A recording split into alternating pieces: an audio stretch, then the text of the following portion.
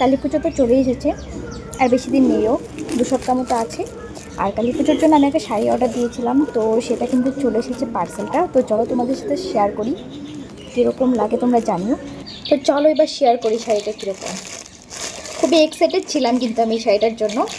আর কালী পুজোর জন্য অর্ডার দেওয়ার আরেকটা রিজন আছে, কারণ এই যে এখানে যে ডিজাইনটা আছে এটা প্রায় কালী পুজোর থিমের ডিজাইন।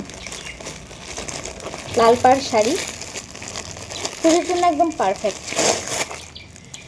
তো এই যে আনপ্যাক করি এবার।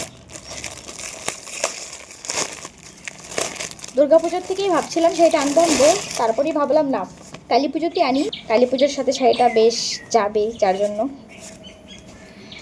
তো এই হলো শাড়িটা, তোমরা দেখো একবার। কেন কালী পুজোর কথা বলছি, কারণ এটার ডিজাইনটা দেখো। এখানে আছে জবা ফুলের ডিজাইন, আর জবা ফুল হলো মা কালীর সবথেকে প্রিয় ফুল, যার জন্যই কালী পুজোর জন্য মেনলি এই শাড়িটা অর্ডার দিলাম। তো এই হলো অল ওভার শাড়ি। শাড়ির পাড়টা হলো এই যে পুরো বেশ অনেকটাই চওড়া পাড়। আমার তো বেশ পছন্দ হয়েছে শাড়িটা। পুরোটা শাড়িয়ে জবা ফুলের ডিজাইন আর সাদা কালার, আর পাড়টা এই হলো পুরোপুরি ডিজাইন। তো তোমরা বলো কীরকম হয়েছে শাড়িটা।